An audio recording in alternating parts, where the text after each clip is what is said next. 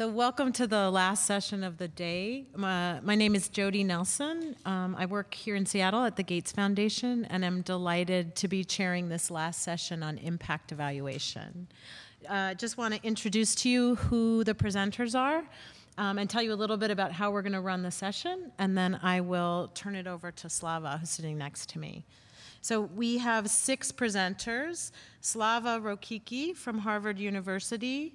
Next to her is Ashish Bajracharya from the Population Council. Anne Lin is following Ashish. Anne is from Deloitte Consulting. Francis Obare, also with the Population Council. Marcia Weaver from University of Washington here in Seattle. And Amber Peterman from UNC in North Carolina. We'll hear from each presenter for about 12 minutes. And then we will save questions and dialogue till the end. I'll collect your questions, and we'll have about 20 minutes to engage in a dialogue and hopefully some debate. So with that, I will turn it over to Slawa.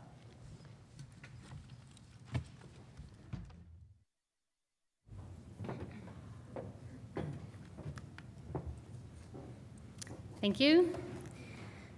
I'll be speaking today on the topic of evaluating the impact of China's insurance scheme. This work is joint with Catherine Donato. I'm very pleased to give this presentation on this work in progress and get your feedback and comments. As more and more countries develop health financing mechanisms to pursue the goal of universal health care coverage, it's increasingly important to evaluate these programs to understand if they are actually working, that is having a substantial impact on population health. Self-reported health is prone to reporting bias and recall bias. An objective way to evaluate a person's health is by using biomarkers such as blood pressure, cholesterol, and blood glucose. In 2003, China rolled out a new health insurance scheme to rural areas called the New Cooperative Medical Scheme, or NCMS. Until now, the focus of evaluation of this program has been limited to the effects on catastrophic health expenditures and self-reported health. Our research question is, does access to NCMS improve objective health measures? The effect of health insurance on biomarkers has found mixed results in the literature. Most recently, a study by Kate Baker and others was published in the New England Journal of Medicine, which evaluated the 2-year impact of expanding Medicaid. The authors found no significant effect of Medicaid coverage on blood pressure, cholesterol, or blood glucose levels. However, the Seguro Popular public health insurance scheme in Mexico was more successful and appeared to have improved blood glucose control among poor adults with diabetes. So just to give a short background on the development of this insurance scheme, from the 1950s through the 1970s, rural residents in China were covered by the Rural Cooperative Medical System, or CMS, which was integrated into the overall collective system. With the collapse of the collective economy in the early 80s, villages lost their collective funds, and coverage fell from 90% in 1980 to 5% in 1985, staying under 10% throughout the 1990s. To address this problem, the Chinese government launched the New Cooperative Medical Scheme, or NCMS, in 2003. The NCMS aimed to provide health coverage for the nation's entire rural population by 2010. NCMS is decentralized, with each county designing and administering its own scheme. However, each county must follow mandatory guidelines, which include voluntary participation and, at a minimum, covering catastrophic illnesses. To attempt to reduce adverse selection, most counties require full household participation if any one member of the household wants to participate. The scheme was initially piloted in a few counties and rolled out more rapidly in subsequent years.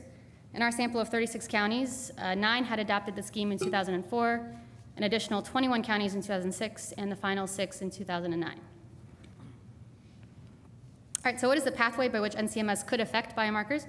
The following diagram shows how access to NCMS causally affects an improvement in objective health measures.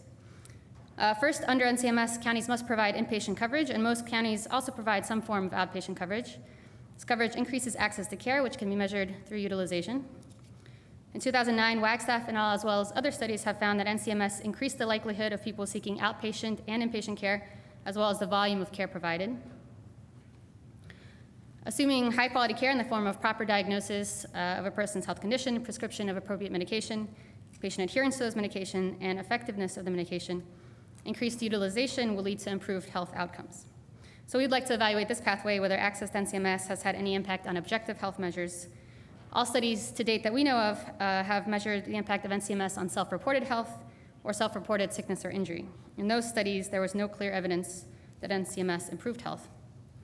Of Of course, when evaluating the NCMS, we must account for the confounders that create a backdoor pathway from NCMS to improved health, including both individual and county-level determinants that affect both access to NCMS and health status. Most importantly, selection bias, which I'll get to in a second. The data that we are using come from the China Health and Nutrition Survey. It's a nationally representative longitudinal survey in China that spans 36 counties from 9 provinces. We are using data from the 4 waves collected from 2000 to 2009, and we restrict our analysis to individuals in rural areas with rural registration, which is a type of identification in China, since this is the group that is targeted and eligible for the NCMS. We also restrict our analysis to adults age 18 and over. Unfortunately, the biomarkers were only obtained in the 2009 wave, so this data is cross-sectional. However, for measures of blood pressure as well as utilization, we have longitudinal data. So this bar graph shows that NCMS coverage increased dramatically between its inception in 2003 and 2009. On the x-axis here, we have year, and on the y, we have fraction of individuals with any insurance in blue and fraction with specifically NCMS in red. So in just 6 years, coverage went to more than 90% of eligible individuals. For this reason, for the cross-sectional analysis, we can't just compare those who had insurance in 2009 with those who didn't, because this group is a very select group and is also too small to serve as a control group. But from this graph, we can also see that no other insurance was competing with NCMS during these years, which reduces potential concerns about crowd out and is important for our analysis. So here we see a table of our key dependent variables, the biomarkers that we want to investigate, and the average of those biomarkers in counties that did not yet have insurance in 2006, which are the counties that have had less exposure to the insurance. We look at systolic and diastolic blood pressure continuously, as well as a binary measure of hypertension, defined as blood pressure greater than 140/90. Recently, the China Health and Retirement Longitudinal Study found that hypertension is one of the biggest problems among China's older population. In our sample, 13% of all adults and almost a quarter of those aged 60 and over have hypertension. We also calculate the Framingham risk score, which is used to predict the risk of a cardiovascular event within 10 years. The score ranges from 0.99 to 30%, and the average in our sample is 8.5%. 30% of our sample had high total cholesterol levels, a quarter had low HDL levels, and 9% had high LDL levels. 15% had high triglycerides, which could indicate the presence of other conditions that increase the risk of heart disease and stroke. 12% of adults had above average HbA1c levels, which is a marker for diabetes. And we look at one utilization measure, used preventative health service in the past 4 weeks, and find about 2% of adults use the service. Okay, so we're interested in the causal effect of insurance on changes in these objective outcomes. But the main challenge in our analysis is selection bias due to the voluntary nature of enrollment. So people who enroll may be more likely to be sick, and those who are healthier may be more likely to wait until they become sick to get the insurance. So we have 2 strategies to overcome this issue. The first is to use a county-level indicator of availability of coverage, which is not affected by individual choice. This is our intent-to-treat analysis, the effect of assignment of insurance on the health outcome. And the second strategy is to exploit the heterogeneity in rollout times of the NCMS program across counties and use this as an instrument for individual-level coverage. Since rollout is exogenous to the individual, we can predict individual coverage using the county rollout times and then regress the outcome on the predicted values. In order for the IV to be valid, the IV should be as good as random, conditional on covariates.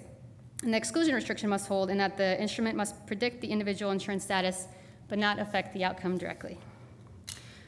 To test this, we regress the dummy of whether the county was an early or late adopter on county-level observables.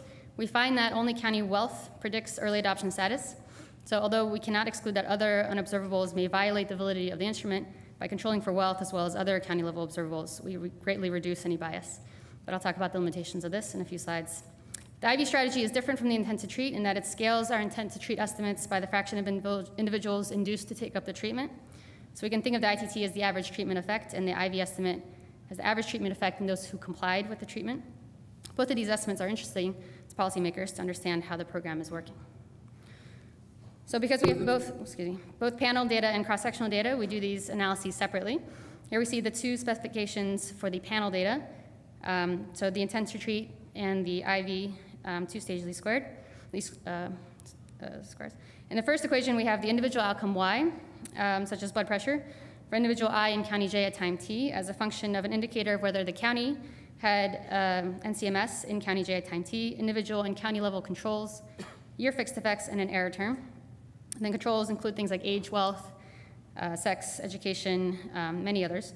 We cluster the standard errors at the county level to adjust for the within county correlation structure.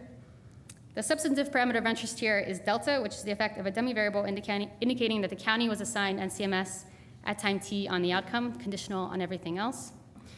In the second set of equations, we first predict individual level NCMS status with county status using the same set of individual and county level controls and your fixed effects, our first stage, and then use those predicted values in the second equation in the second stage. Again, delta is our parameter of interest, and it is the effect of NCMS insurance on the compliers. For the cross-sectional specification, our Y is a measure of objective health, such as cholesterol, HbA1c, and the other biomarkers that I mentioned, as a function of the duration that the county has had NCMS insurance. In the second equation, we again instrument for individual NCMS duration with the county rollout. The cross-sectional analysis is weaker in that we only have 1 year of data. This results in estimates that are biased towards null. In fact, we run the cross-sectional specification for the panel variables and find that the cross-sectional results for those variables are indeed decreased in magnitude towards the null. But here we have our results. We take a look at the panel results. In both the ITT analysis and the IV, we find a significant decrease in diastolic blood pressure and a significant increase in using preventative health service in the past 4 weeks. However, no significant decrease in systolic blood pressure or hypertension. The magnitude of the IV point estimates are all larger than the ITT because of the scaling, but we have wider confidence intervals, which is expected due to the uncertainty of estimation in the first stage. The increase in utilization is consistent with findings in previous research. And then in the cross-sectional results, none of the estimates from the ITT were significant. On the x-axis here, we have the various biomarkers, total cholesterol, HbA1c, HDL, LDL, and triglycerides. On the y-axis, we have the change in abnormal levels with a 95% confidence interval. We're showing only the dichotomous indicators of abnormal results since the results are similar for the continuous measures in that there is no effect. All of the 95% confidence intervals include 0 as indicated by the horizontal line. And then we find similar coefficients in the IV specification, except there is a now significant decrease in triglycerides. However, there is no significant impact on abnormal cholesterol levels or HbA1c levels. And the point estimates are all pretty close to 0. So in conclusion, we find some evidence of decreased diastolic blood pressure and triglycerides. However, we find no overall pattern of improved health for those with access to NCMS. We do find a significant large increase in utilization of preventative health services, which is consistent with previous research. This analysis has several limitations. Although we reduce selection bias by using an ITT analysis, and with instrumentation, the study is not a randomized trial, and thus we may have unmeasured confounding and unobservable variables. IV using county rollout was not completely random. We only have 1 wave of biomarkers, so we have no baseline for biomarker levels.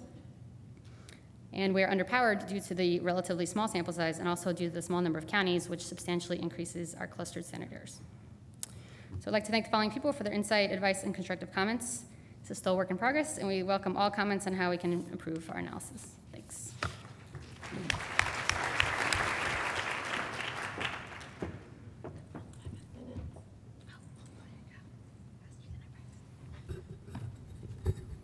Good afternoon. My name is Ashish Bajracharya. I'm with the Population Council.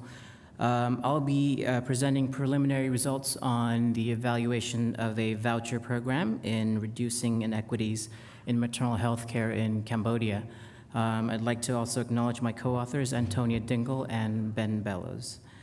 A bit of background on Cambodia before we get started. The maternal health situation in Cambodia, currently, while it's among the poorest in the region, it's also been showing improvements that are among the fastest in the world. In fact, the MMR has gone from 472 in 2005 to about 206 in 2010, according to the 2011 Cambodia DHS. These changes have been attributed largely to the uptake in maternal health services.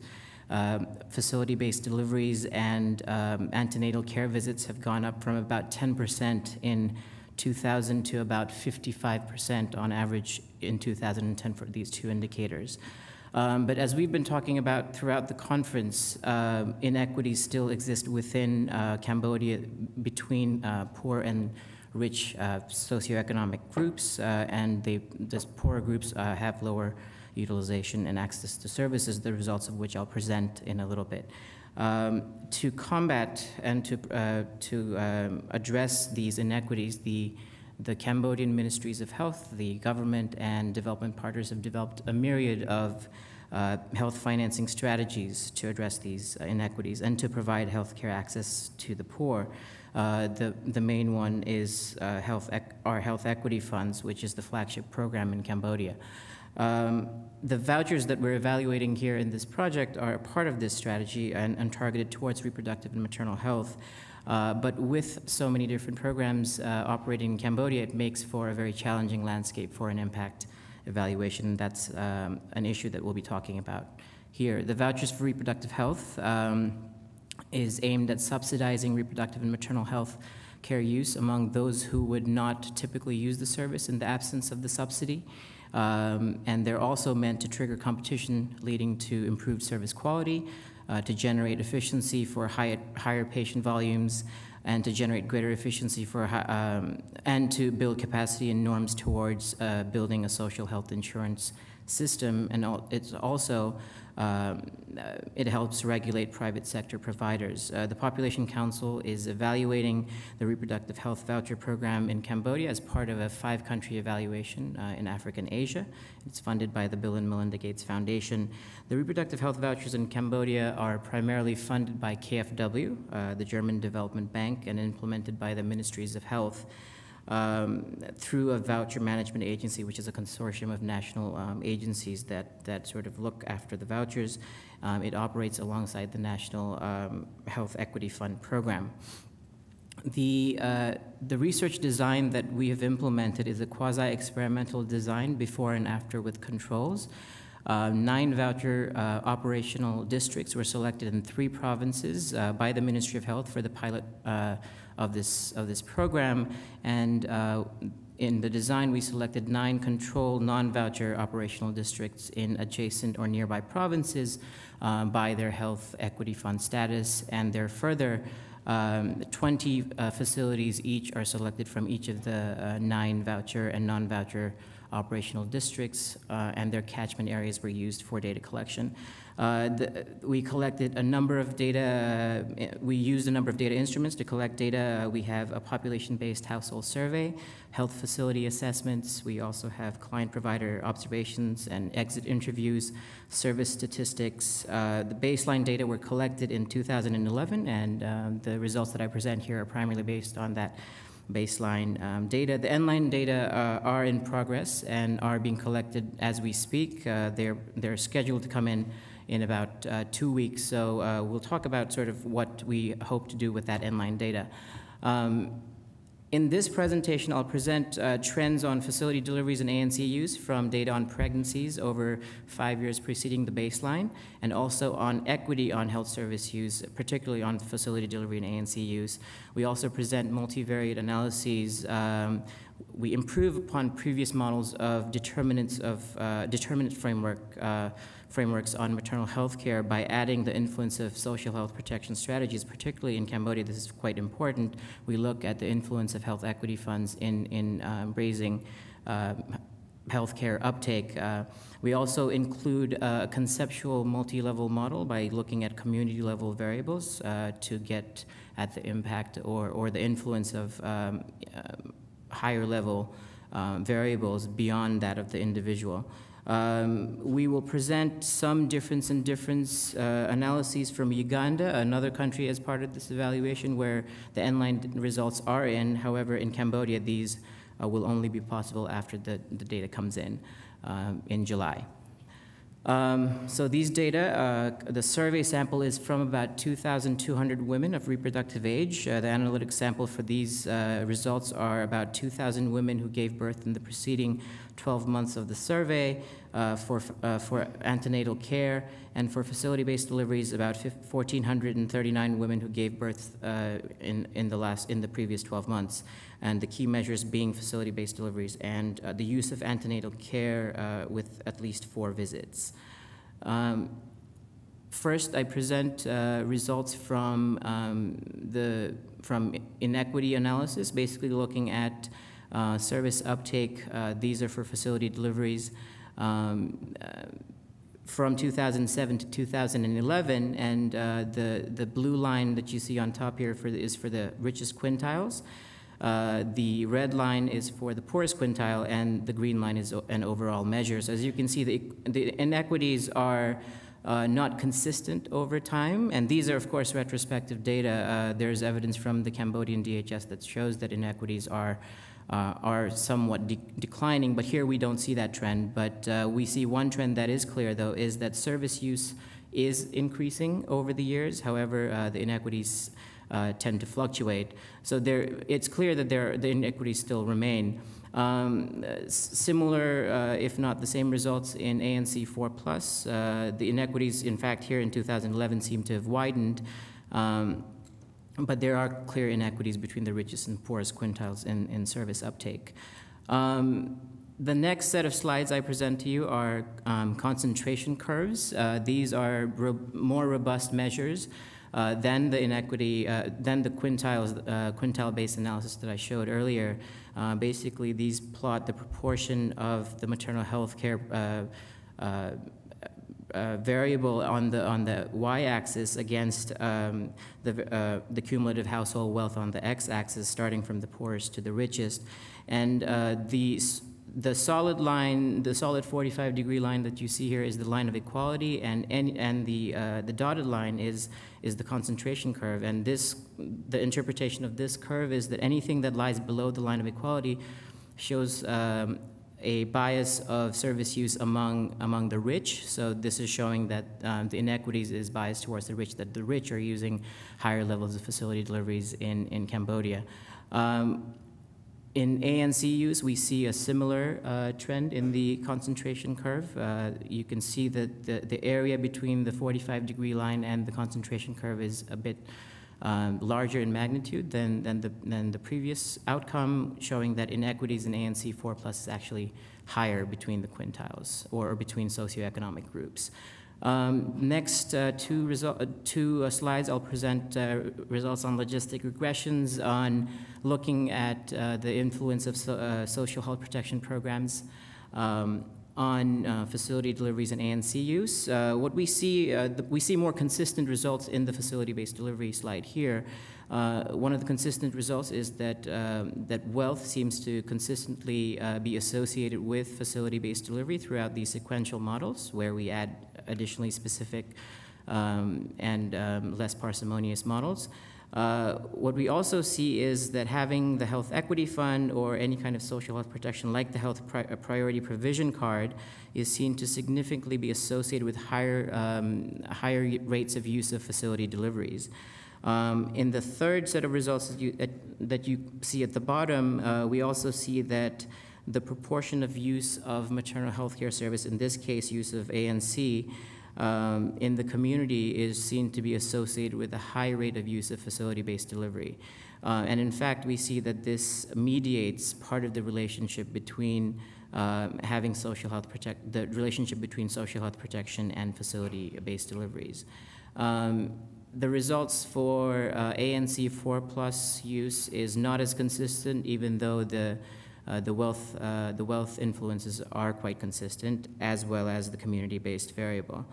In terms of thinking about some of the key findings, the early lessons from looking at social health protection programs in Cambodia, particularly with the Health Equity Fund, is that they are associated with higher use of maternal health care services, particularly facility-based delivery, and they're robust in the sequential models. But this creates a very interesting and sort of a challenging issue for us in terms of evaluating actually what the vouchers do, because the vouchers and the health equity funds essentially provide the same service. The difference is that the vouchers are driven towards driving or bringing in clients that would not otherwise come to the facility with the health equity fund. There's a strong education component. There are community-based meetings. The clients are informed about what the voucher does, why it's important to receive maternal health care. So the vouchers definitely have a value added to beyond the Health Equity Fund's services. The Ministry of Health actually has envisioned, both of these programs are run by the Ministry of Health, and the Ministry of Health is actually envisioning to potentially include the vouchers as an important mechanism to be integrated with the Health Equity Fund expansion. In terms of implications for targeted versus universal strategies, the community level variables, as we saw, were very significant. So it's an important indicator that social norms around use of reproductive health care and maternal health care are important. And if vouchers are a strategy that are are intended to drive demand up and to create sort of social norms around use of maternal health care, then the vouchers become an important strategy. And also a sustainable strategy to make that happen. One of the things that we are intending to do is produce difference in difference impact evaluation results, and this is a 5-country program where we have end-line results from Kenya, Uganda, and Bangladesh. I'll be presenting some results in the last slide that's next from Uganda, but we have my colleague from Kenya will present some results on this voucher evaluation in Kenya, but I'll just leave you with a quick slide from the difference in difference analyses in Uganda that shows the kind of analysis we hope to do in all of the 5 countries. We're coming at the end of the evaluation where we will be producing these results in the next few months, so we hope to have more discussion around these issues then. Thank you.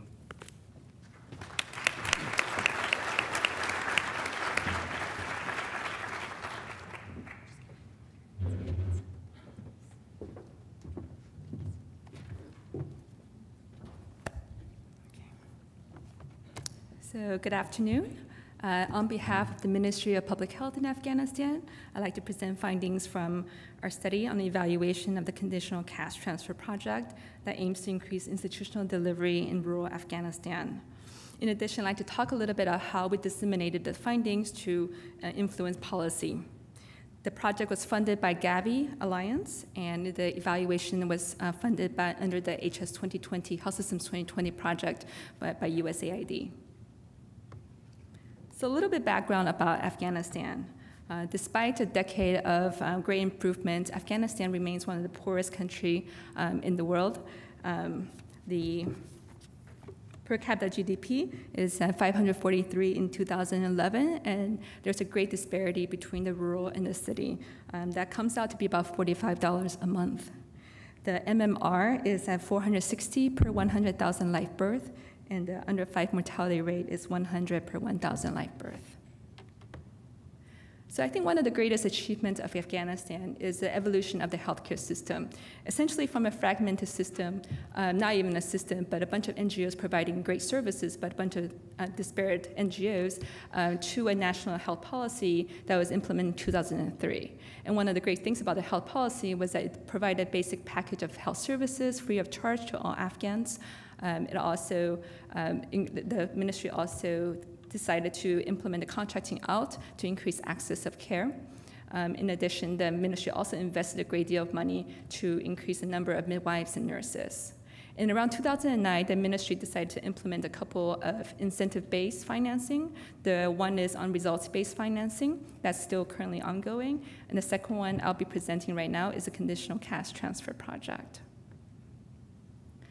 So maternal mortality is one of the main issues that's facing Afghanistan right now. At the time that the study was envisioned and designed, it was around 2008, and the most available data we had at that time was the estimate produced by Linda Bartlett at Johns Hopkins of 1,000 maternal deaths per 100,000 live birth. And that's not only one of the highest ever observed in the world, but also one of the highest ever observed in history. And where do women deliver? Well, similar to most women around the developing country, we have 2/3 of women delivering mostly at home without the attendance of a skilled birthing attendant. There's a very strong association with mothers' education, the wealth quintile, and where they live, remoteness of where they live. Similar to many countries, the reasons for not seeking care is mostly access. So despite the issues with security, despite the cultural reasons, we still see most women said the reason why they're not delivering is because it's too far from their house and there's lack of money. So the ministry's approach to addressing this is threefold. One is improve ability for the ministry to fulfill its stewardship roles, and that includes data and data collection, keeping better track of how well these programs are going, and improve the quality of healthcare services, and also increasing the coverage of maternal and child health services. So the conditional cash transfer was born out of the last bullet point of increasing coverage. So the main objective is to increase utilization of essential health, maternal child health services. The time frame was between 2009 and 2011. It's pretty straightforward intervention with two main components. The first one is that we provide incentive to households for delivering at a health facility and for bringing their babies in for DPT3 vaccination. And the second component is that we provide incentive for CHWs for completed referrals. And here's the design of the program. So the project was piloted in 4 provinces. We selected 2 in the north. Those are Bajracharya and Faryab. Bajracharya is particularly rural. And then we selected 2 provinces very close to Kabul. So that's Kapisa and Wardak. So there are 4 arms to the incentive program. The first arm is a delivery, the control program where there was no incentive. The second arm is a household where we provided 300 apps for the families. That's about $6 US. And the third arm is we provide incentive just to the CHW. So for per completed referrals, we provided them 150 apps. And the third arm, the final arm, we provided incentives to both the households and then the CHWs. I should add there was also a component looking at DP3 vaccination. However, those data are not presented in here. So what we expected to see was the arm that provided incentives to both the CHWs and the households combined would have the largest increase in delivery at the health facilities. What the ministry was also hoping to see was that this would be a sustained behavioral change. The ministry had understood that there was going to be no ability for them to finance this condition on an ongoing basis. What they had hoped was that this introduces women to the benefit of delivery and for DPT through vaccination, and this change will be sustained well after the incentive is cut off. We can talk more about the data sources in the discussion. Data is not easy to come by in Afghanistan, and data is definitely full of problems. So we use three forms of data to try to triangulate our study. The household survey was conducted at baseline by the implementing NGO, and the end line was conducted by the Ministry of Public Health. We also took a look at the health facility data on a monthly basis. And finally, we conducted some in-depth interviews to try to get to understand how the program was implemented among all the different provinces. In particular, we were also really interested to talk to women, among the women who have heard about the program, those who decided to utilize the program and those who decided not to utilize the program, and what were some of the driving factors. So this is our first finding. It was a good one, that we found an increase in institutional delivery in the household and the combined arm. What was interesting was that we saw a decrease in institutional delivery in the control arm and the CHW arm. So in the household arm, we saw about 12% increase comparing baseline to end line. In the combined arm, we saw about 4% increase. Well, we also took a look at the facility-based data. We found that there was a great deal of increase in the first 6 months or so in the household arm. We saw a little bit of that in the combined arm and a little bit of the CHW arm. But however, the increase sort of leveled off, the improvements leveled off in the coming months.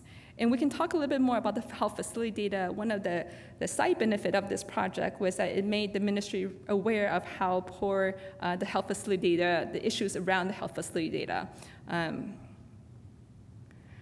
So because this project was not a randomized control trial, we had to, and the selection of the districts were actually quite politically driven. With the combined arm, there was a lot of argument among the ministry to select the poorest and the most rural to receive the combined arm because their argument said that they deserve more money. And so we used the logistic regression with matched data. We controlled for age, distance to facility, socioeconomic status, education, perceived security, knowledge of other health programs, and parity. We found the odds ratio compared to control of 1.94, and it's statistically significant, and in the household incentive, and then 1.12 in the combined incentive. The other thing that the ministry was really, really interested in was looking at who is participating in these conditional cash transfer program. Ideally, they'd like to see women who are poor, in the poorest household, and also living further away from the facility. Unfortunately, we didn't find that in our study, so we've actually found the wealthiest, the 1/3 of the users of the conditional cash transfer were among the wealthiest household. There were a set of questions that we had about how the program was implemented. We found that only about half of the women have heard of the cash incentive program, but among the people who deliver in the health facility, about 2/3 of them have heard of the program. The other thing we were interested in is we wanted to see behavioral change. So we wanted to see more first-time delivery people to be in the facility. And so we found about 47% of women deliver for the first time in the health facility. In the in-depth interview, we were able to delve a little bit deeper into the decision-making process to ask about whether the cash incentive actually made a difference in delivering or whether there are other reasons for delivering at the health facility. And it seems like convenience and hours are still, the convenience and distance are still the number 1 and 2 drivers of decision-making. Interestingly, security was not mentioned at all. There were discussions about the delays in cash disbursement, as some of the district did not, the logistic issues of the implementing project was quite great in some of the districts. And there was also a general lack of trust at the very beginning of a lot of women saying that they're not sure if they do deliver at a facility, whether the cash will be there. So one of the interesting, this is operational research, and one of the things that we want to make sure that the results are disseminated. So it's not just among the development partners we want to make sure that gets a result, or also within the ministry, the maternal health working group. The ministry also made plans to disseminate results with other line ministries who are interested in conditional cash transfer. So the Ministry of Education has a conditional cash transfer project, and the Ministry of Women and Health also are considering a conditional cash transfer project. Although this was a little bit costly, but we were able to hold stakeholder meetings. We go back to the districts and in the provinces, and in some areas, the community, to disseminate what had happened. And during this dissemination, one of the interesting things that we found out is that many people in the community level, didn't realize this was the pilot project, and it had ended, and it's not an ongoing thing. So even through dissemination, we're learning about how to make this program better. Thank you.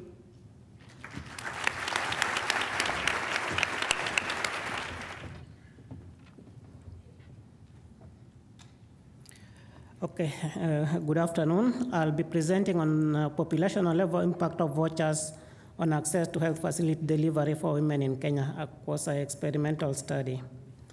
I'll start by giving you a little background of the voucher program in Kenya. My colleague Ashish had given a bit of background on voucher programs generally. So the voucher program in Kenya has been implemented by the government since 2006 in 4 rural counties and 2 urban slums in Nairobi. And in the program, mostly facilities that are accredited to offer services to Google clients include both a mix of public facilities, private for-profit, faith-based, and non-governmental organizations. Sorry. So the context under which the program was implemented, when the program was being initiated, the maternal mortality ratio stood at 414 deaths per 100,000 live births. Facility delivery was about 40%, mostly high among the richest compared to the poorest women.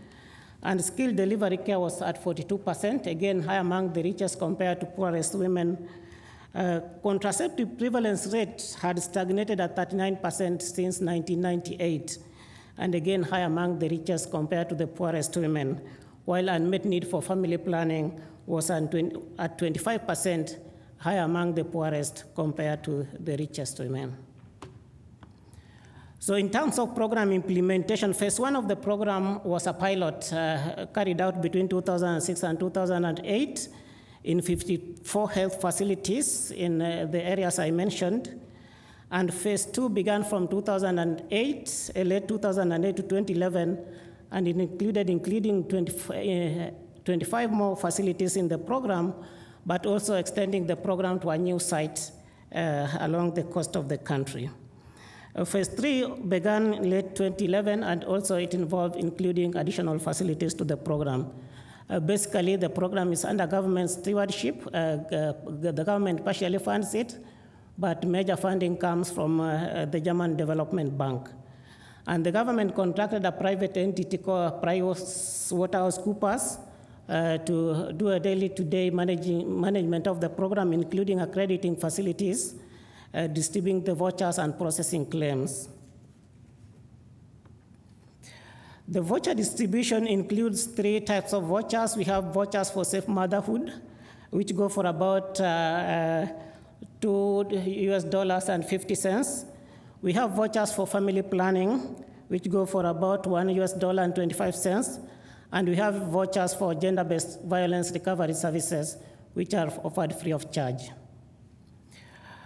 The target population for safe motherhood and family planning vouchers are poor women in the community, while gender-based violence services voucher is for any client who experiences violence. So for the safe motherhood and family planning vouchers, they are distributed at the community level by distributors appointed by the Voucher Management Agency, and they use a poverty grading tool consisting of 8 items, and each item is scored from 1 to 3, and those who score about from 8 to 16 points on the poverty grading tool qualify for the voucher. While the gender-based violence recovery services voucher is made available at accredited facilities. The subsidized services include for safe motherhood up to 4 antenatal care visits, delivery and any complications, including cesarean section deliveries, and 1 postnatal care visits up to 6 weeks post-delivery. The family planning voucher focuses on long-term and permanent methods, including implants, IUCD, and surgical contraception. While the gender-based violence recovery services subsidizes medical exam, treatment, and counseling. So that's a bit about the Kenya voucher program. Now for this particular study, the rationale is that available evidence indicates that vouchers do improve service utilization, but the question still is whether utilization is due to shifting services from contracted to non-contracted providers, or from increasing utilization by shifting deliveries from home or to facilities. So in this particular study, we examined whether the Safe Motherhood Voucher program is associated with improved access to health facility delivery in Kenya. And we specifically compare changes in facility and home-based deliveries over time, focusing on births within 2 years preceding the survey, and comparing trends in voucher and non-voucher sites.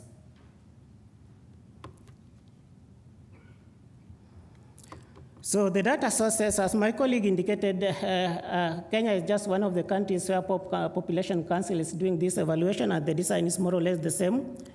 Was an experimental study. So for this particular paper, we used 2 rounds of household survey data. We conducted in 4 voucher and 3 non-voucher sites. I don't know whether the colors are coming out clearly, but the orange sites are the voucher sites, and the purple sites in the map are the non-voucher sites. And for the survey, we selected respondents living within 5-kilometer radius of facilities contracted to offer services, as well as comparable facilities in non-voucher sites. And the rationale was that most people would walk about 5 kilometers to 6 services. So the sample included for births within the 2 surveys before the survey. In the first round of the survey, we had 962 births. And in the second round of survey, we had about 1,500 births. So in our analysis, we do some cross-tabulation with chi-square test, basically cross-tabulating births by place of delivery over time, but also estimate some multi-level random intercept logit models among 3 groups of communities. Because the first survey we conducted in 2010, and as I said, the voucher program began in 2006. So we are going into some of these communities when the program has been running for quite a while. And so we have these 3 groups of communities. One, we have communities from facilities that were accredited in 2006.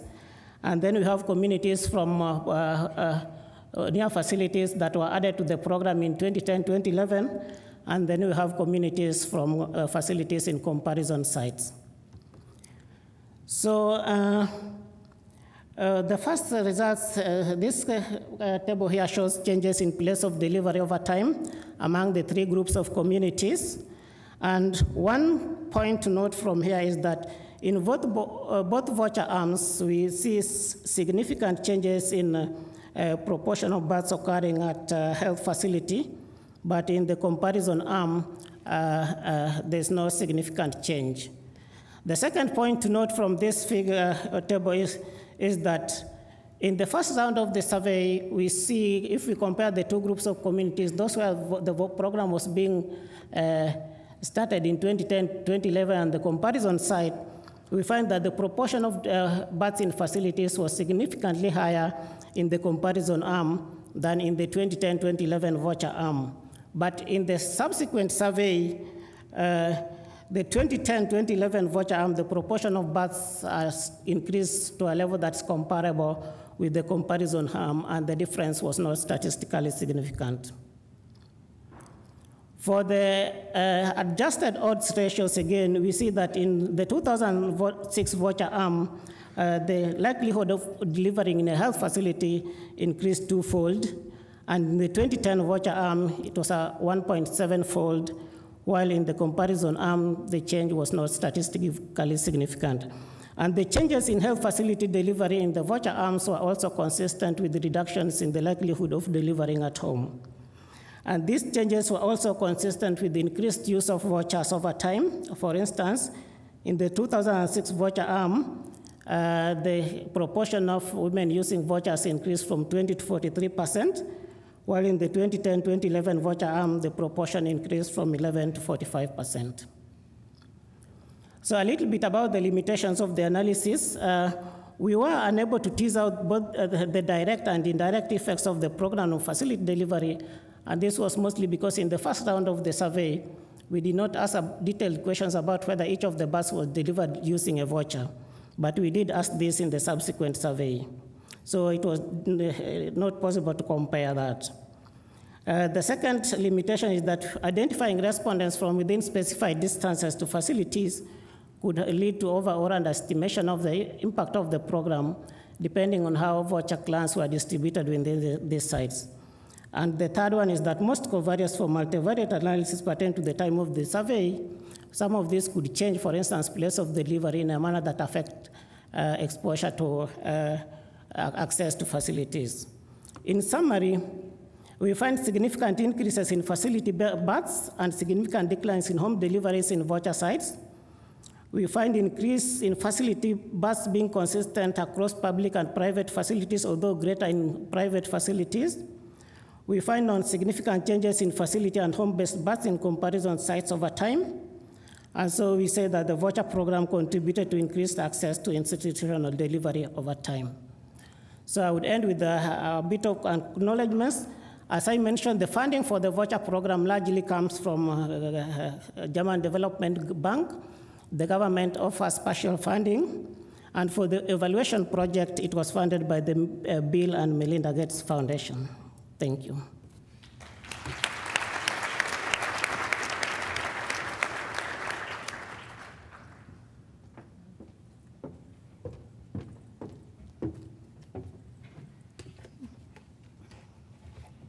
Good afternoon.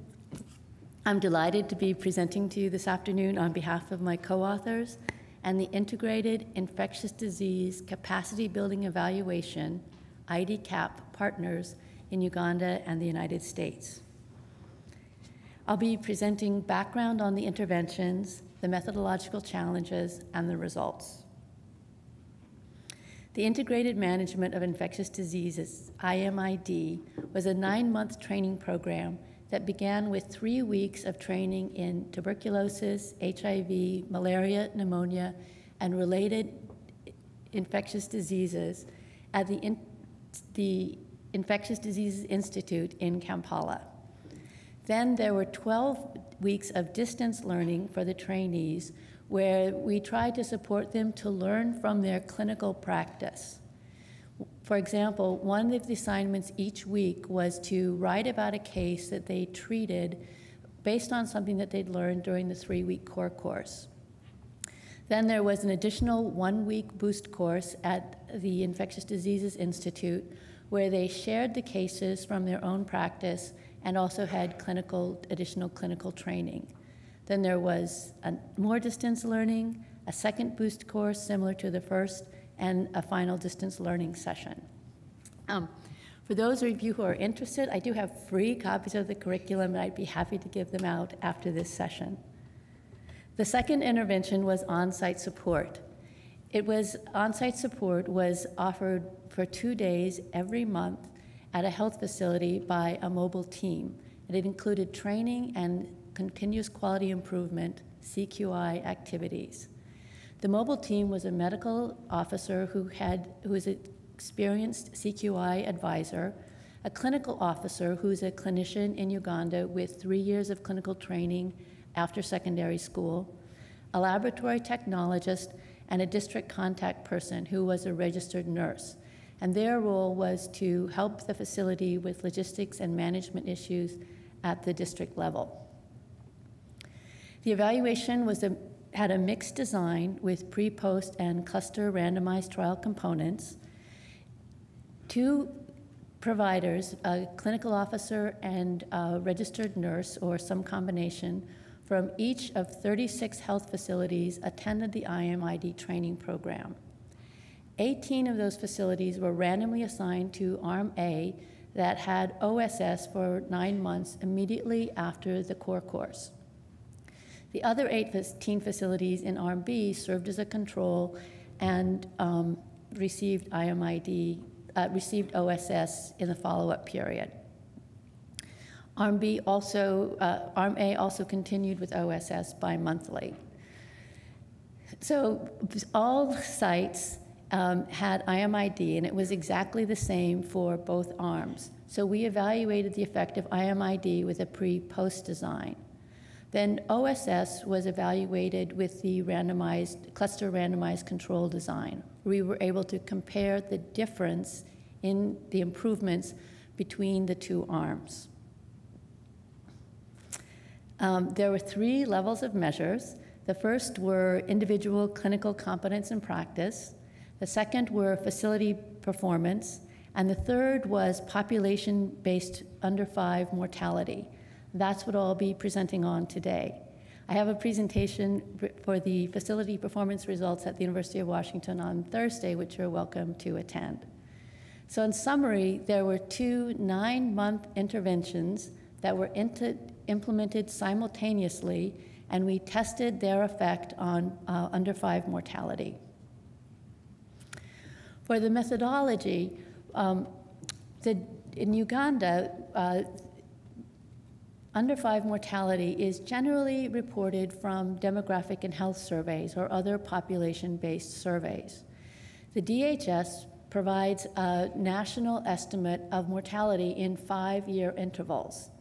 We wanted to estimate a change of mortality in 1 year and compare 2 different arms. So we needed essentially 10 times the sample size of a DHS, about 90,000 households, which was prohibitively expensive.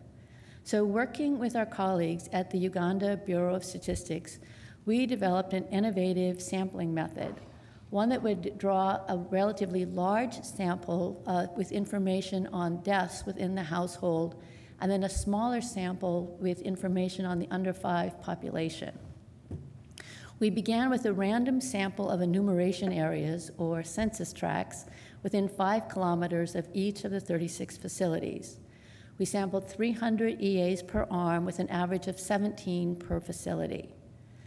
Then for all the households in the selected EAs, they were listed to identify households in which a death had occurred. The total sample was 597 EAs and 89,189 households. Household and birth history interviews were conducted with 2 samples. The first was all households that were identified in the listing in which a child under 5 had died, and the second was a random sample of 30 households per EA. We tried to use DHS methods and subsets of DHS questionnaires whenever possible, but there were 4 key differences. The sample size was larger for the IDCAP mortality survey, as explained. The time periods for IDCAP, we had 3 specific time periods that we wanted to focus on. Baseline from August 2008 to March 2010, Time 2, which was the trial period beginning in April 2010 and following for an entire year. And then time 3, which was the follow-up period, a briefer follow-up from April to October 2011. We also collected data from more sources within the household and collected information on mobility of the household. I'd like to spend 1 minute on each of these last 3 points. First, we wanted information on all deaths that occurred for children under 5 after August 2008. So if you look at the red bar on the left, a child who was born in September 2003, and that child would be in our analysis for the last month of the last month before their 5th birthday, which would be the period after 1 month after 2008, August 2008. Then if you go to the third bar from the left, the orange one, you'll see that a child born in January 2005 would have been in the survey for about 2 years. If the child died before August 2008, they wouldn't have been included in our analysis because we didn't look at data before that time period. If they died in March 2010, they would have counted as a death in the baseline period. And if they died in April 2010, they would have counted as a death in the intervention period. So we needed exact dates or months of when children were born and when they died for this analysis. We had data from 3 sources within the household. 68% of the sample was from birth histories of the birth mother.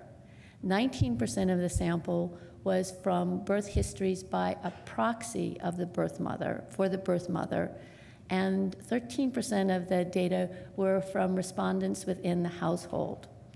The DHS reports birth history data for birth mothers so that every child, you know exactly which child is associated with each mother, and there's no double counting. For our survey, we wanted to know about women who may no longer be part of the household. If a woman had lived in the household in 2009 and moved out, we still wanted to know about her children because they were exposed to the health facilities included in the intervention. Similarly, we wanted to know about children whose mothers never lived in the household. So, for example, if my son and daughter-in-law lived in Kampala and over time, if they died and I was raising their grandchild, we'd want information on that grandchild, and we got that data by interviewing household members in the course of the household questionnaire.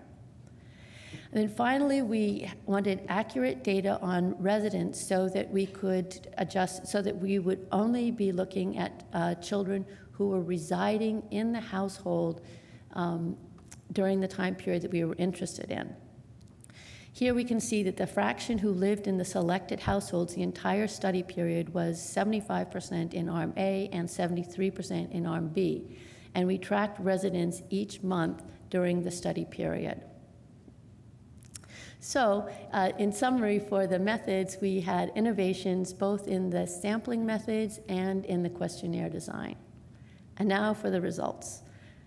You can see we conducted discrete time survival analysis with using the control arm, Arm B, as the comparison, and Arm A as the intervention group. Beginning on the far left, you'll see B1 is Arm B in the baseline period. The bar on the blue bar are the unadjusted estimates, and the red bar are the estimates that are adjusted for covariates. Moving to the left, A1 is the intervention arm during baseline, and you can see that the 2 arms are relatively similar. Then B2 shows the control arm during the intervention period, and we see a statistically significant increase in mortality during the intervention period. A2 shows the intervention arm during the trial, and we see a small increase that was not statistically significant during the intervention.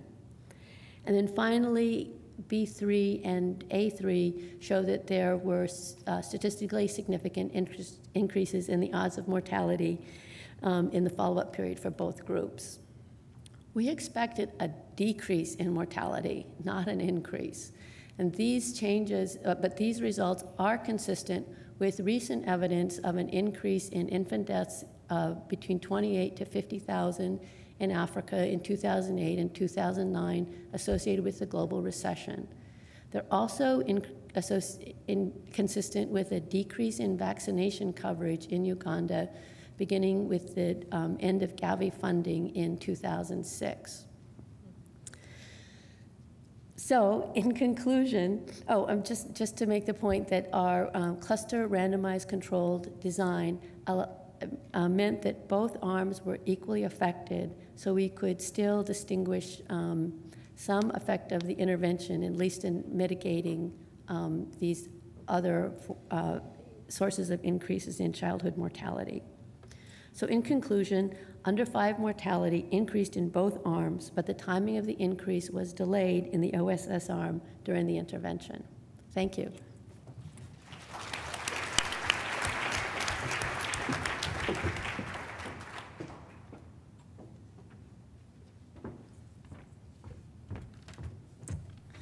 Thank you. So it's my pleasure to be here to present in the last thing standing before you in a cocktail slot. And this is joint work with colleagues at the University of North Carolina at Chapel Hill, American Institutes for Research, and the University of Zambia. And so I'm also here representing the Transfer Project, which is that little logo, the green logo in the corner of the slide. And the Transfer Project is made up of a group of researchers represented by many of the other logos who are concerned with evaluating what might be termed the second generation of social cash transfer projects.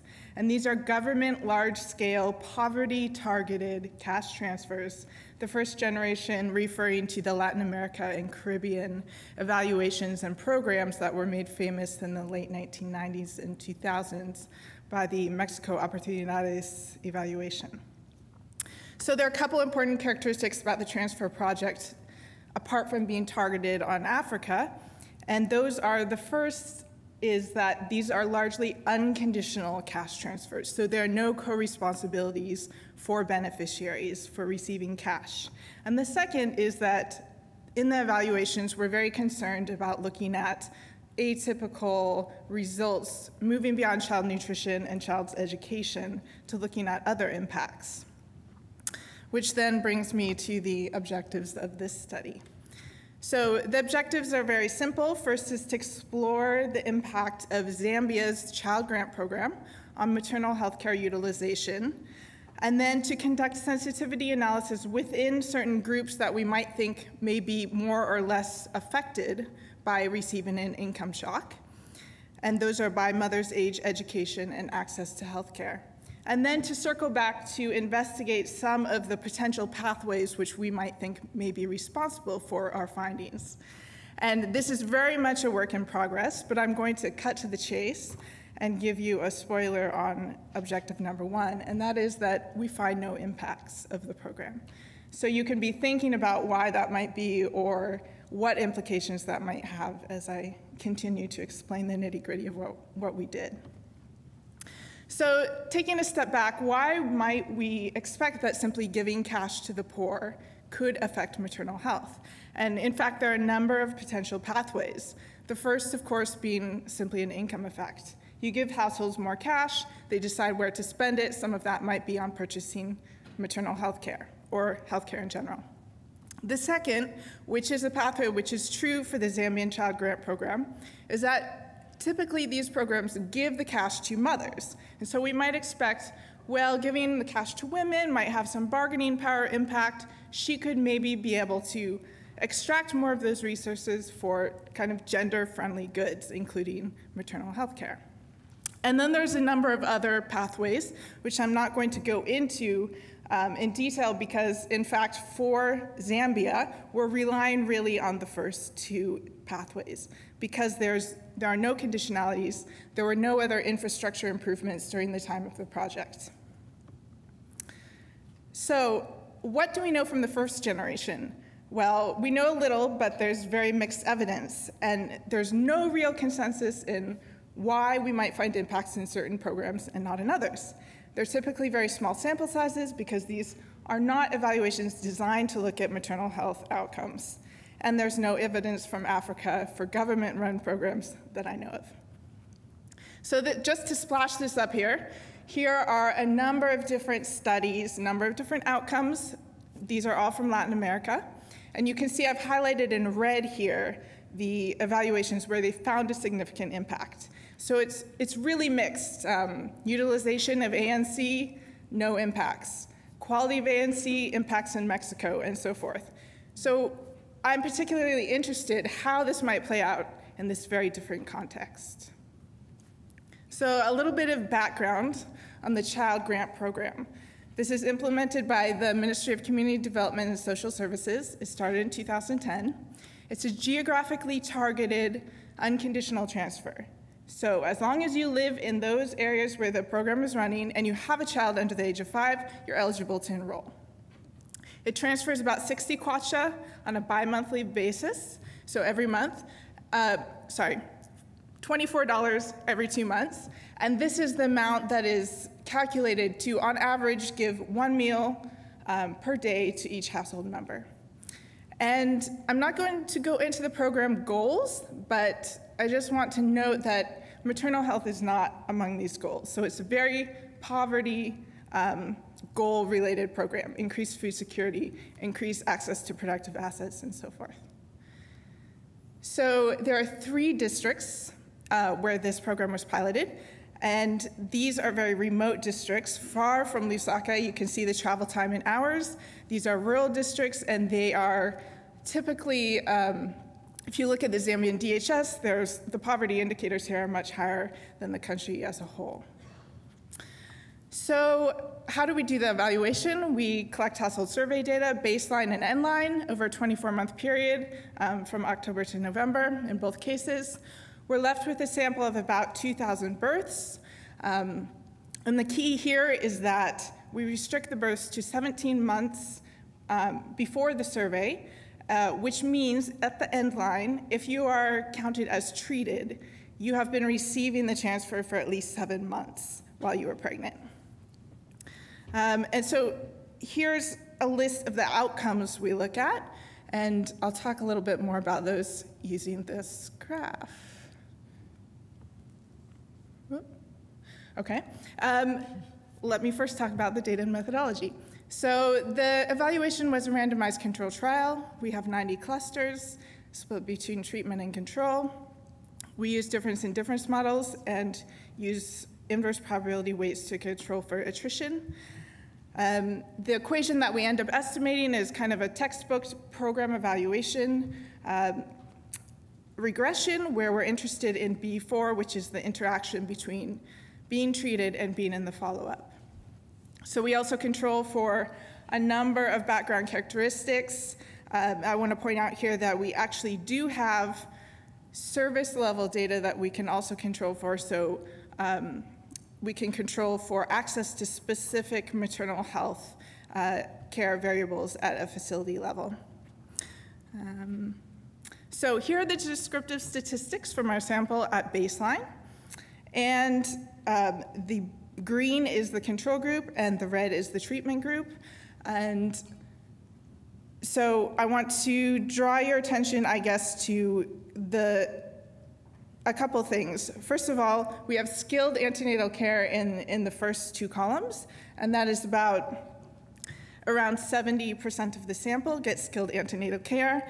The outcomes are also pretty good for 4 visits, which is the 3rd column, around 63 to 65%. Quality of antenatal care is also high, and we define this as receiving VCT, tetanus vaccination, and malaria prophylaxis during ANC.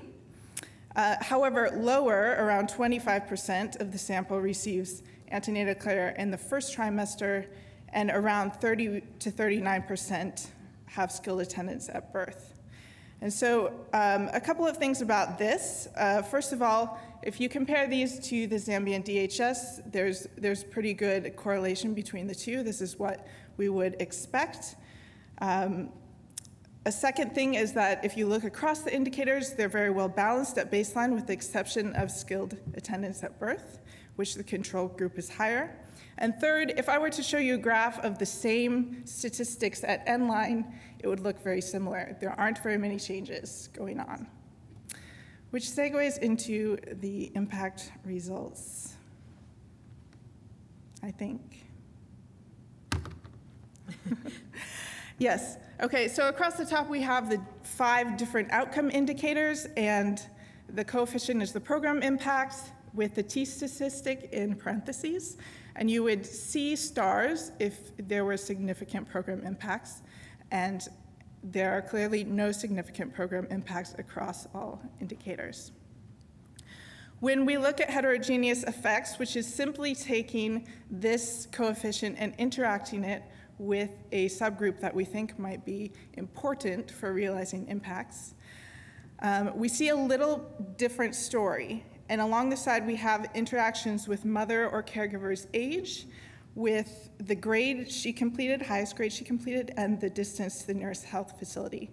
And now we see a program impact of about 27% on receiving skilled antenatal care. However, that decreases when the household is further away from a health facility. We also see a program impact among women with higher education for receiving antenatal care in the first trimester. We have no other significant impacts across interactions with age or any of the other outcomes. So quickly, to summarize these findings so far, we find no trends in outcome indicators for maternal health care utilization. We also find no program impact. We find some suggested heterogeneous impacts among women who are more educated and with better access to health, specifically for antenatal care.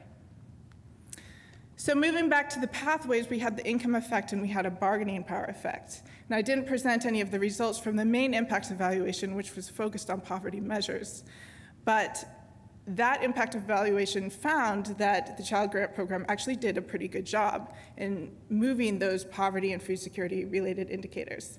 So we can see that the Child Grant Program is doing just about what it set out to do. We also found no spillover effects on women's bargaining power. So in this case, at least among the measures we included of bargaining power, we would not expect to see a reallocation of expenditure because we are giving money to the woman. So the takeaway message, with the big caveat that this is one study and that this is one study and that this is ongoing work, and that perhaps in the 2 years we might not expect to see impacts. It may take longer. The takeaway message is that similar social cost transfers may need specific program design components if they want to affect women's health.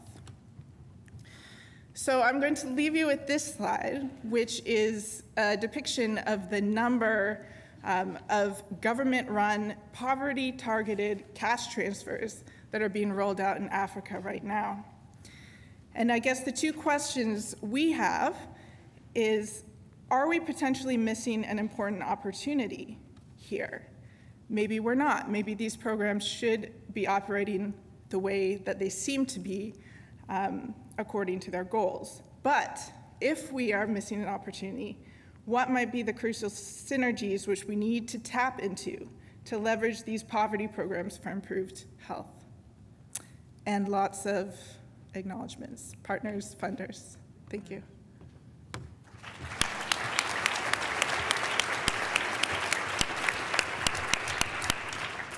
Great, thank you. We're going to take questions. It would be great to have you line up near the microphone, and then we'll collect a handful of them and let the participants answer them in turn.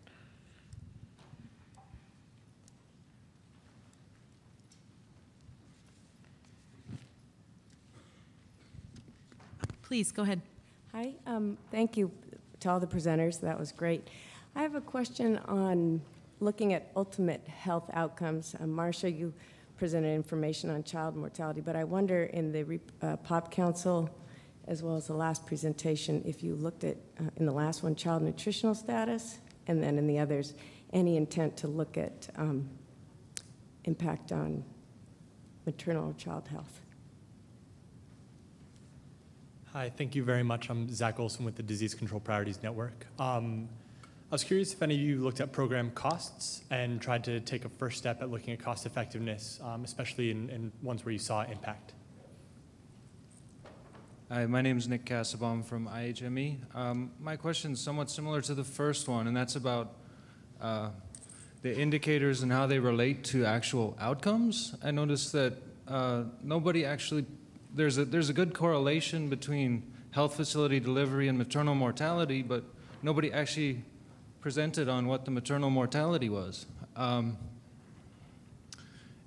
a lot of health facilities, as the demand increases, actually may experience an increase in in-facility mortality associated with increased volume, increased delays in care, overwhelming the capacity. And then second, and related to Dr. Weaver in particular, is the increase in under 5 mortality. Did you look at the specific causes of that mortality, and if it may be a reflection of increased severity of illness in kids who are presenting to those facilities? Tanya Marchant, London School of Hygiene and Tropical Medicine. Question for Dr. Obare. I'm sorry, it's slightly difficult, but I wonder if you could help me to understand the justification for having the family planning voucher only made available to long-term and permanent methods. And then quite a methodological question to Dr. Weaver. You talked about innovations in methodology for your sampling, and I wonder if you could comment on the possible implications in your results of only sampling household clusters within 5 kilometers of health facilities. And also if you could comment on the number of missing birth dates by the different respondents for the children. Thanks. Hi, I'm Melissa Marks from CDC, and I'm working in Zambia. And I just want to applaud the panel for doing impact evaluations. This is really important work for the field because I think in the era of reduced funding by external entities like the US government, and there's a need to figure out what works and what needs to be funded. But surveys are expensive, and I know all of the impact evaluations that were discussed today included doing pretty large-scale surveys. But I heard at least 3 of the speakers talk about existing data in the health facilities, or I would guess that there's existing mortality data for the infectious disease training program. But I didn't hear anybody talk about how they might have the results of using those data. I did hear, I think it's Anne, I heard you say that the data were dirty and it was hard to use them. So I'm wondering if anybody has some thoughts about how they want to talk about how they may have used existing data and what were the problems with it. And then secondly, I want to hear if anybody has any thoughts about whether there's an opportunity to actually help the field to collect better data and to train them how to use it so that we don't have to spend so much money on expensive surveys for impact evaluation. Thanks. Steve Lim from IHME. My question is to Anne Lynn, and I was curious as to, in your analysis of the effect of the program, why you controlled for knowledge of health programs. So in other words, in your intervention sites and your control sites, in the intervention group, it's more likely that there'll be programs there, so you may actually be picking up some of the intervention effects in that control variable. Hello, my name is Bernardo Hernandez from IHME. This is a comment for Amber Peterman. You mentioned the case of Oportunidades in Mexico, and in that case we found an effect in antenatal care because that's a co-responsibility of the program. So that was to some extent expected to find, but the results on skilled birth attendants were very limited, as you refer. I don't know if you explore in this program some effects on skilled birth attendants on characteristics of women like adolescent women, women under your first delivery. Those were the conditions where we found an effect in Mexico. All right. Hi, I'm Laura Smethurst from BBC Media Action. I have a question for Amber.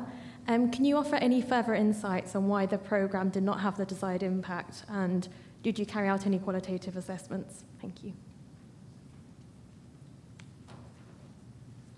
Okay. Excuse me? Go May ahead, I ask please. a question? I have a question for Slawa. It's a very interesting presentation, and would you elaborate a little bit which biomarker you use to measure preventive care? And would you also talk a little bit more about the mechanism why NCMS will increase the utilization of preventive care in China? Thank you. Great. Thank you. So why don't we start with the questions that might apply to all of you?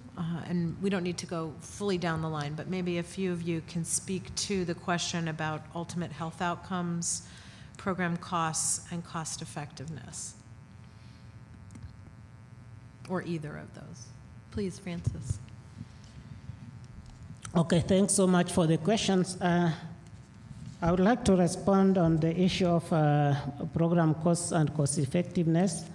For the voucher programs we are evaluating, this is still work in progress. I don't have the results, but I know both the funders of the program and the funders of the evaluation and donors and the government are interested in knowing this. So offhand, I can't say any results yet, but still the analysis is ongoing. We started with the easier part. The second point I would like to respond to is the issue of nutrition in the voucher program. Unfortunately, it was not a major focus, so for us it was difficult to analyze because the voucher program in Kenya has the objective, the overall goal is to reduce maternal mortality and morbidity through increased use of reproductive health services. So the issue of nutrition, okay, we have been thinking about, okay, how can this translate to the issue of nutrition for infants, but how to capture that, we have not figured it out, especially how to relate the voucher program to nutritional status, given that it was not a major focus, which brings me to the issue of maternal mortality. Why didn't we touch it? And as one of the presenters noted, mortality requires large sample sizes and a longer period of observation, and especially maternal mortality. I remember for the national surveys like DHS, even with the large sample sizes, they can only come up with mortality estimate, maternal mortality estimate at the national level. And now as we go down to lower levels, it's usually difficult to estimate because issues of sample sizes come in. And this is one of the issues we are thinking about now. If the overall goal of the program is to reduce maternal mortality and morbidity, how can we be able to measure this? But the simple answer is that it requires more money that's available to be able to measure this over time. And no donor is willing to provide that, and yet they want this evidence.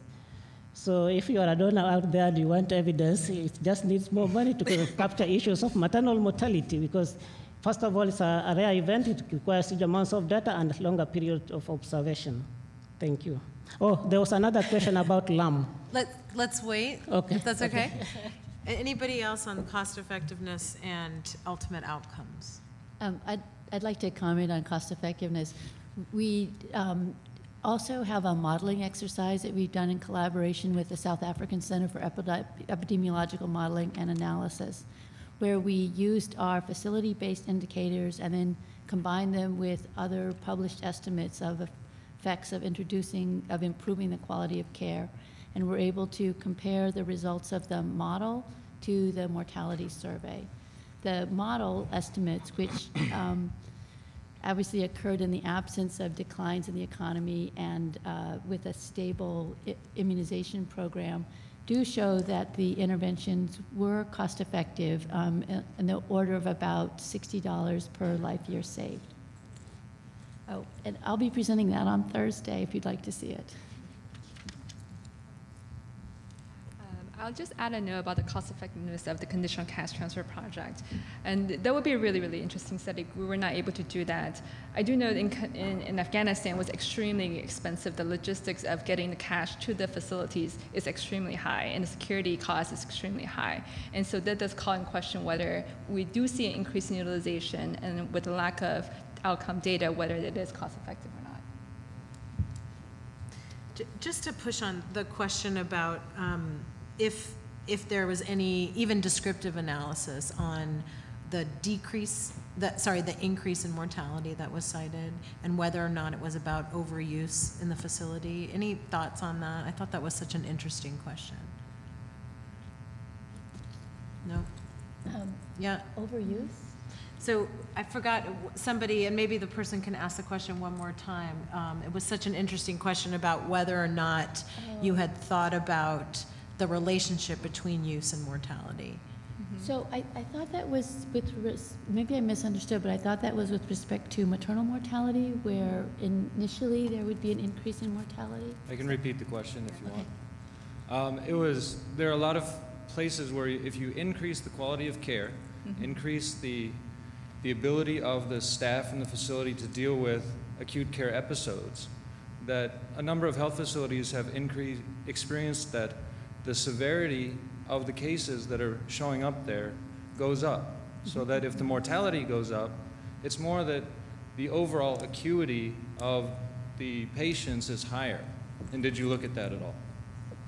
Okay, so we did have some suggestive exploratory results on mortality in the facilities, and we actually showed a decrease associated with the intervention. But the reason we did population-based estimates was so that we could basically not have our results confounded by that effect. So we were looking at changes within the population regardless of whether or not they reported to the facility. All right. So, yes. Sorry, can I comment very please, quickly? Please. So we don't have cost effectiveness measures right now. Of course, for maternal health care utilization, they wouldn't matter so much because there are no impacts. But we will have them in another 2 years when we do another follow-up. In terms of actual biomarkers, we have child nutritional status, and we don't see any impacts on child nutritional status, which we're not so surprised about. We also have indicators of birth weight, but these are from health cards, and we haven't analyzed them yet, and they're likely very, we're not sure how reliable they are, let's put it that way. Okay, so to some of the specific questions then for individual authors. Obare, do you want to talk about the question that came to you about why the audience was, why the particular audience for the voucher program? Okay, thanks so much, sorry about that, for the question. The voucher program in Kenya specifically targeted long-acting and permanent methods because one, it was assumed that issues of course was the barrier to accessing these methods. IUCD, implants, and tubal ligation are associated with higher costs compared to short-term methods like condoms, the pills, and stuff like that. So basically, it was an issue of costs associated with obtaining these methods compared to the short-acting methods. That's why the focus was on it.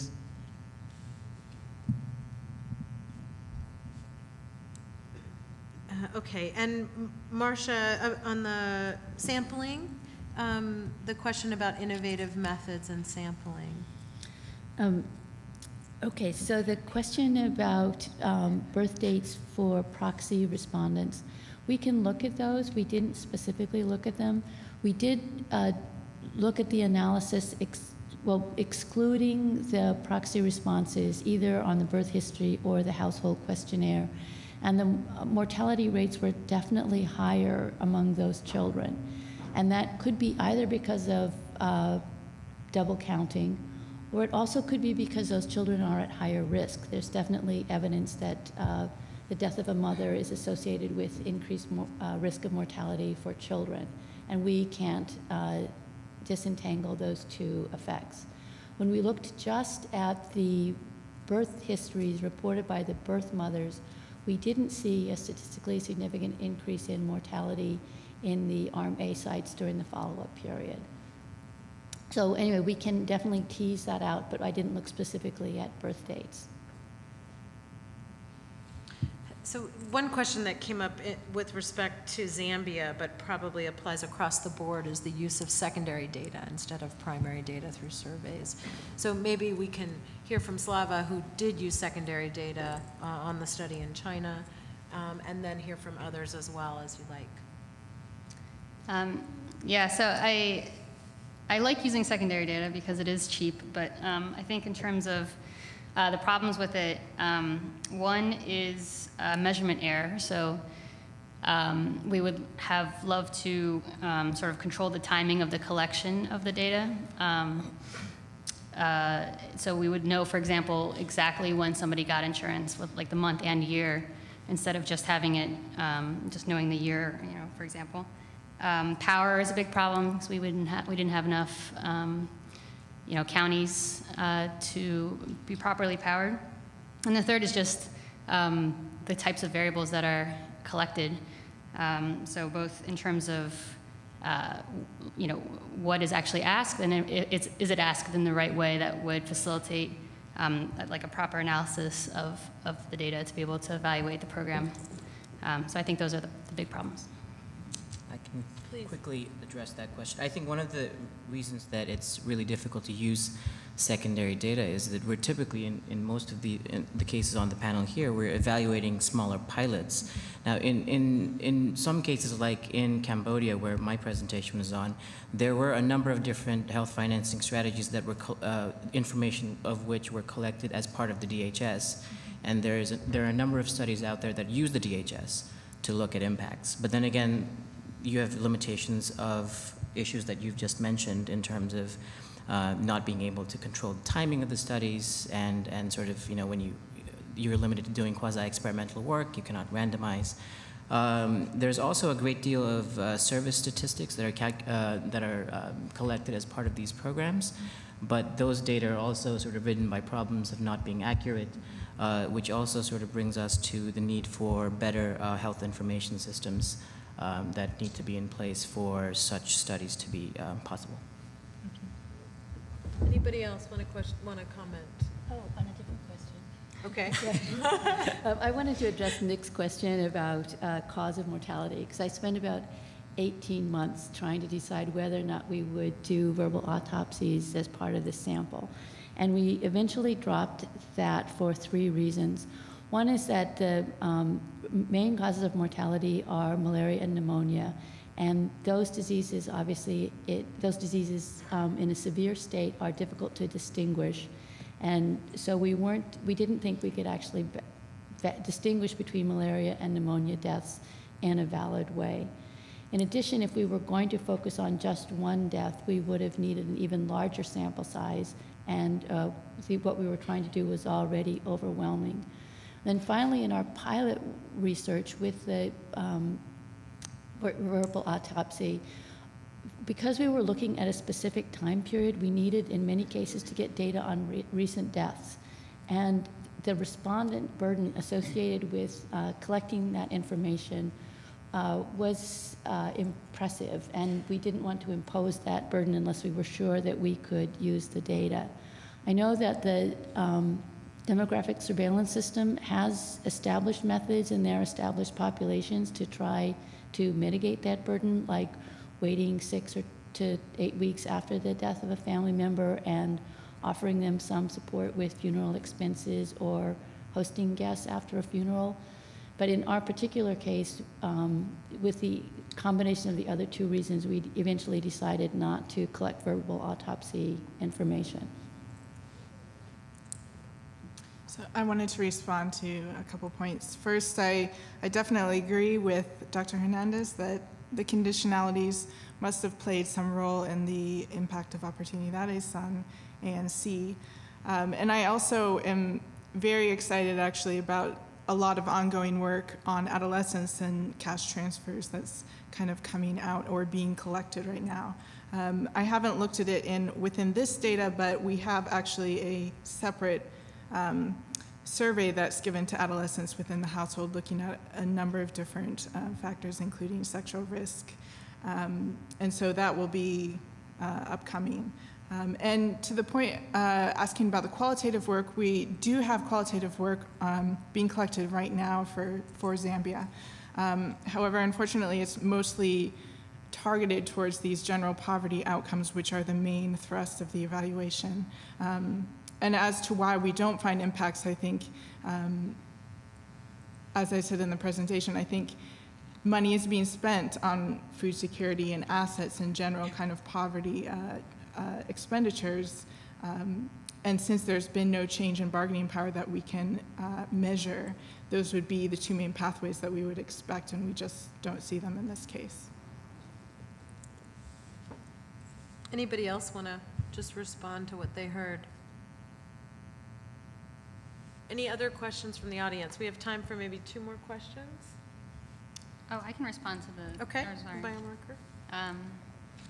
Yeah, so I think the question was, why is there increased utilization? So I think there's 2 things. One is there's a very long period that people did not have any insurance at all. And at the same time, the insurance was very highly aggressively promoted because counties would only get reimbursed if 80% of eligible people were enrolled, reimbursed by the federal government. So I think those 2 things maybe created this both need and desire to use the services that they had just bought into. And also facilities improved some of their capacity and some ability to service people. So I think that's, there was this kind of promotion and filling of a need. Yeah. I'll go ahead and respond quickly about why we included knowledge of health programs in our variable, to control for the variables. The one that we debated back and forth about this, and the ministry was really interested to make sure that we see the effects just because of cash transfer, not because there's other programs such as social behavioral education. There are lots of other programs in Afghanistan. You are stumbling upon each other on these programs in some of the provinces. With the lack of other data, this was sort of the best way we could control for it. Please. Yes, good evening. My name is Michael Rodriguez with Apt Associates. Just a policy question to follow up on Dr. Peterman and Ms. Lin's presentations about the cash transfers.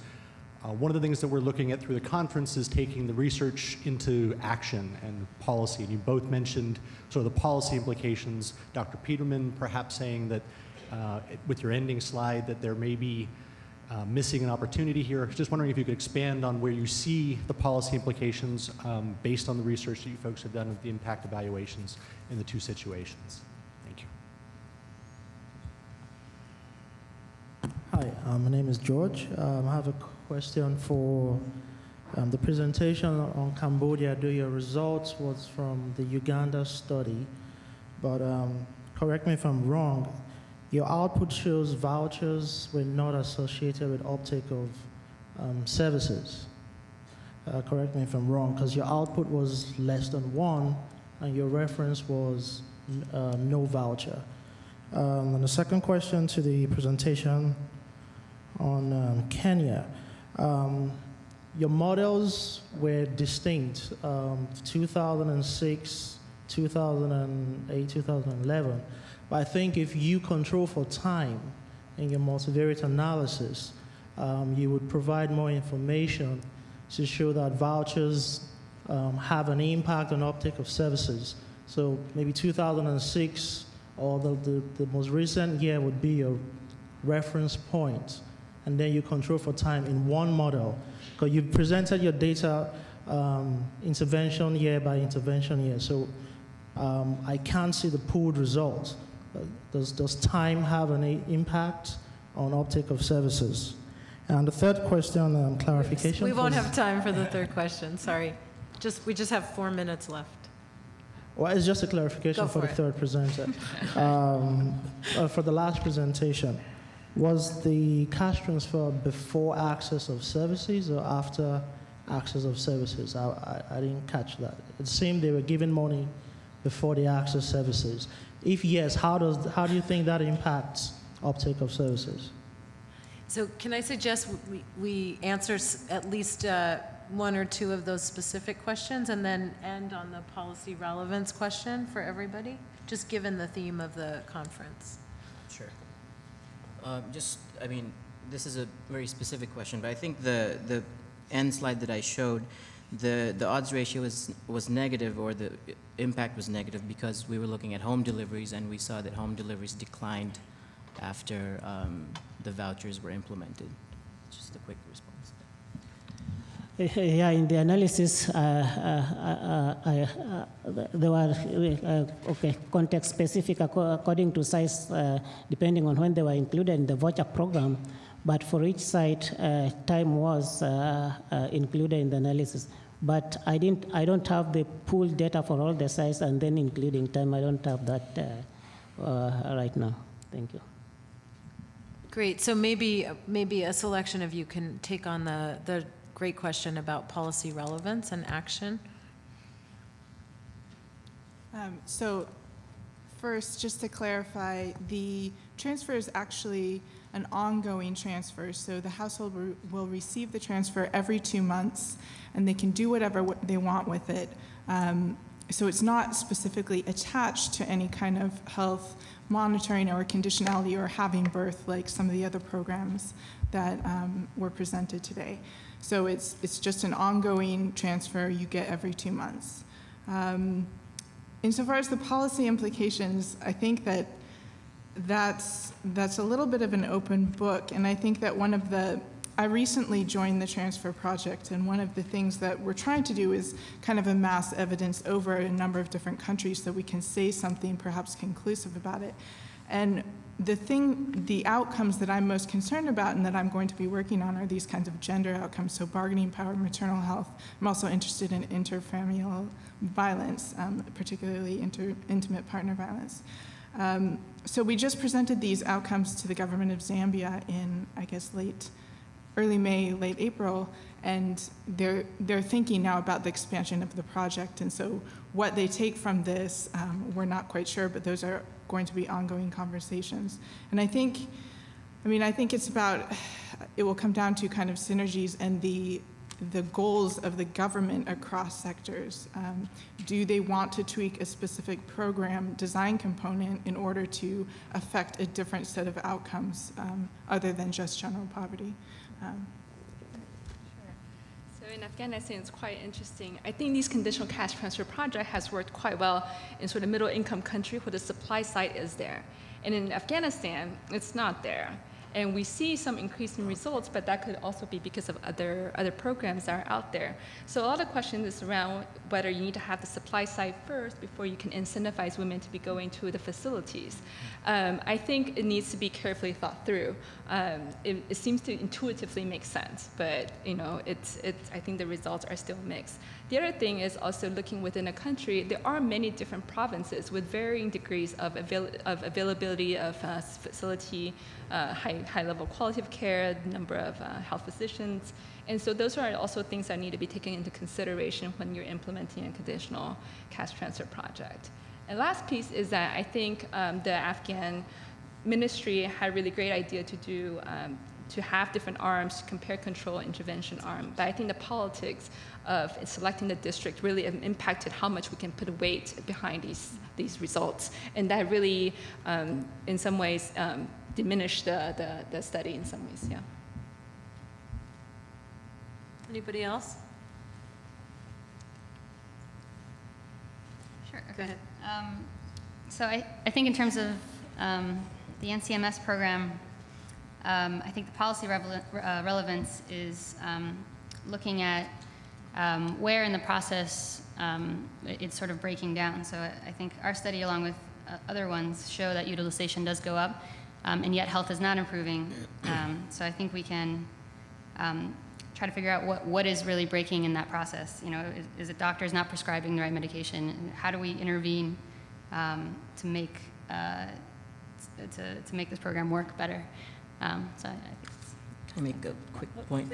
In terms of the Cambodia voucher program specifically, the uniqueness about the voucher programs, particularly in Cambodia, is that it's a fully public sector program run by the Ministry of Health. So it sort of operates under the Ministry of Health alongside this national program. So what the Cambodian Ministry of Health has done is they're now anticipating our results, and they hope to use our results to figure out a way in which to integrate the voucher program into their larger social health protection program. So I think there are different ways. There are lots of pilots that are being done independently that you want to get the attention of the government of. But sometimes governments themselves are testing pilots or programs, and so they have a unique sort of opportunity to look at evidence from evaluators to see how they can integrate their programs within their own larger national programs.